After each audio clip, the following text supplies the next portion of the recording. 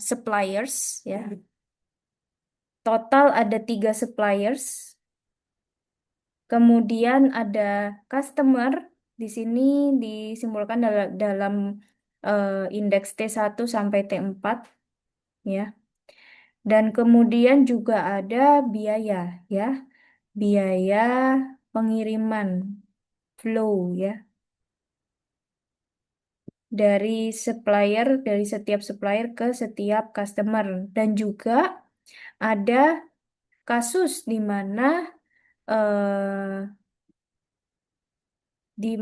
pengiriman itu tidak mungkin dilakukan dari beberapa supplier ke beberapa customer. Contohnya dari S1, supplier 1 ke customer 2 ini tidak bisa dilakukan pengiriman ya. Kemudian S2 ke T3 juga tidak bisa dilakukan pengiriman, dan juga S2 ke T4 juga tidak bisa dilakukan pengiriman. Nah, untuk variabel keputusannya itu adalah jumlah pengiriman, pengiriman dari titik I ke J dalam waktu, misalkan dalam kurun waktu 1 tahun. Ya. Dan berikut di sebelah kanan ya ada ilustrasi jaringannya ya. Jadi seperti yang ditujukan pada tabel sebelah kiri di ruas kiri, ternyata pengiriman dari S1 ke T2 itu tidak ada arc-nya ya. Yang ada dari S1 ke T1, kemudian S1 ke T3, S1 ke T4 ya. Nah, ini nanti untuk yang T5 akan kita bahas lebih lanjut kenapa tiba-tiba muncul T5 ya. Yang jelas di dari S1 ke T2 itu tidak ada garis yang menghubungkan, tidak ada arc-nya ya. Karena tidak memungkinkan untuk mengirim dari titik S1 ke T2. Oke. Nah, berikut adalah model matematisnya ya. Jadi tujuan utama kenapa kita harus mendeskripsikan atau mengklasifikasikan sebuah permasalahan itu dalam bentuk network problem adalah untuk mempermudah kita dalam merumuskan model matematis. Yang pertama, di sini kita tujuan utamanya balik lagi ya karena kita mau meminimasi cost ya. Di sini eh, bisa cost, bisa distance gitu ya. Nah, karena tujuannya untuk meminimasi cost, maka objective functionnya adalah pertama minimize, kemudian eh, total biaya. Nah, total biaya ini didapatkan dari perkalian antara biaya satuan dengan variabelnya ya. Variabel itu tadi adalah xij yang menyimbolkan atau menotasikan jumlah pengiriman dari titik I ke J. Seperti itu. Jadi setiap komponen biaya itu dikalikan dengan variabelnya masing-masing dan juga dijumlahkan. Nah, contoh ya, dari S1 ke T1 ini disimbolkan dengan X11. X11 dari S1 ke T1. Kemudian dikalikan dengan biayanya, berarti 132 X11. Ya. Nah, seperti itu. Sekarang, bagaimana kasusnya kalau tidak memungkinkan terjadi pengiriman dari titik satu ke titik 2? Maka seperti yang saya sebutkan pada slide sebelumnya, bahwa biaya yang kita berikan untuk biaya yang kita tetapkan untuk variabel pengiriman yang tidak memungkinkan itu, kita tinggikan setinggi-tingginya ya, kita naikkan biayanya tinggi-tingginya. Nah, di sini kita pakai notasi M. Pakai notasi M, big M ya. Maaf. Big M di sini untuk menghindari bahwa ada pengiriman dari X1 ke 2. Seperti itu.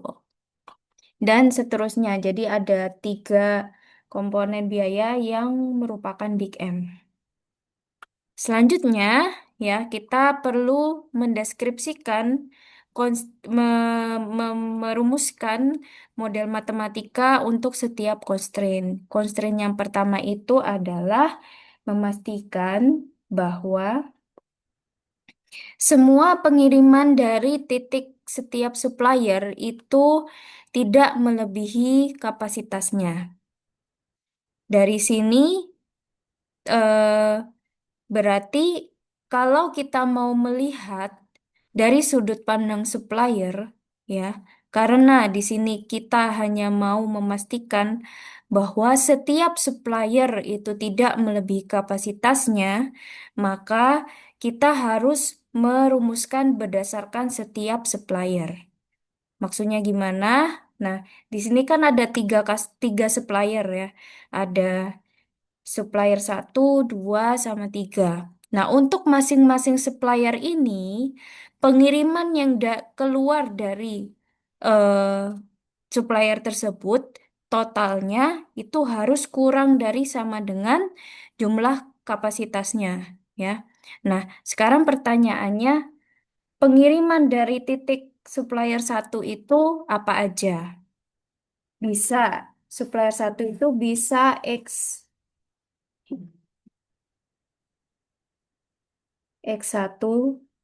satu, ya. Di mana satu yang pertama ini menyimbolkan suppliernya, ya. Ini adalah suppliernya.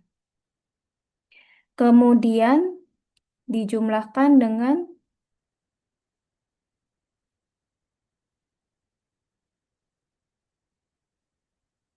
X 1 2, ya. Kemudian X1 3, kemudian X1 4. Kita jumlahkan dan pastikan bahwa tidak melebihi 135, sehingga tandanya harus kurang dari sama dengan 135. Nah, nah, jadi kalau untuk supplier satu di sini yang bergerak itu hanya customernya ya. Jadi yang diam, yang dijumlahkan itu suppliernya. Maksudnya gimana? Di sini kalau diperhatikan indeksnya itu yang gerak cuman customernya aja yang kedua. Satu, dua, tiga, sama empat. Sedangkan untuk yang suppliernya itu tetap satu, satu, satu, satu. Nah, berarti untuk yang kok baris kedua, ini tujuannya adalah untuk memastikan bahwa kapasitas supplier 2 itu tidak dilanggar, ya, tetap kurang dari sama dengan 56. Selanjutnya, untuk yang constraint ketiga, ya, di sini memastikan bahwa kapasitas dari supplier ketiga juga tidak dilanggar, ya, seperti itu. Nah, sekarang untuk kelompok constraint kedua, selain kita harus memastikan bahwa kapasitasnya tidak dilanggar, ya. Yang kedua adalah memastikan bahwa semua demand itu terpenuhi, ya, semua demand terpenuhi. Nah, di sini sudut pandangnya sudah bukan supplier lagi, jadi sudut pandangnya terhadap customer, ya. Nah, sama juga, tapi di sini yang jalan itu bukan customernya, tapi suppliernya.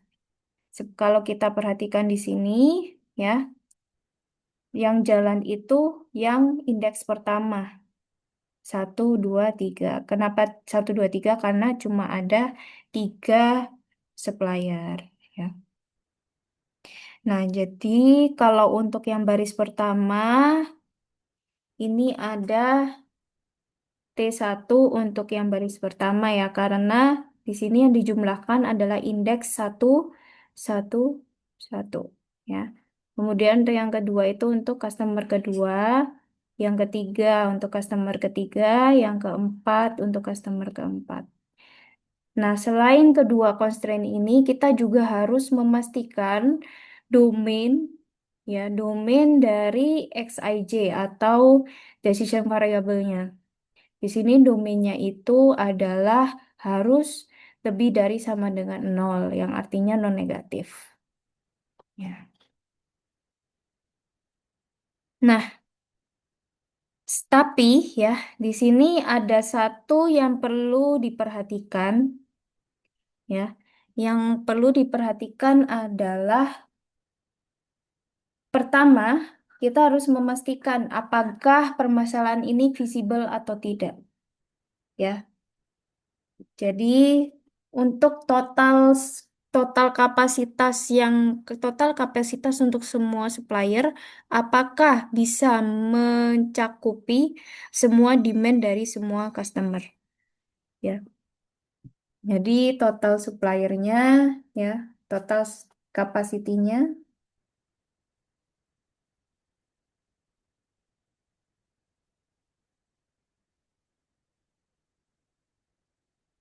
capnya itu dari 135 ditambah 56 ditambah 93.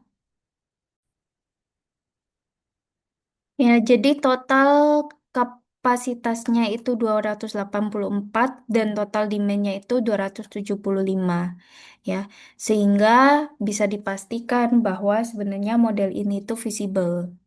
Jadi jumlah kapasitas itu lebih dari sama dengan jumlah demand-nya ya. Tapi ya untuk mempermudah proses komputasi ya, kita bisa memastikan bahwa total kapasitas dan demand-nya itu disamakan, ya. Totalnya sama, bisa sama, ya, dengan eh, menambahkan titik titik dummy atau titik palsu, ya, untuk demand. Dengan jumlah demand-nya itu adalah sisa dari kapasitasnya, ya. Ditambahkan kalau di sini berarti ditambahkan 9. Yang pada akhirnya itu akan mengakibatkan jumlah customernya itu bertambah bukan lagi 4 tapi jadi 5 ya. Itu yang pertama. Kemudian yang kedua, di sini kita tidak membuat tandanya ini lebih dari sama dengan ya. Itu cara kedua untuk mempermudah proses komputasi ya. Sebenarnya bisa juga dibuat lebih dari sama dengan ya, tapi biasanya proses komputasinya akan eh, lebih berat. Kenapa? Karena nanti eh, solution space-nya akan semakin luas ya. Tapi kalau kita buat restrict ya, terbatas sama dengan, maka proses komputasinya akan lebih cepat gitu. Ya, ya. Jadi seperti itu.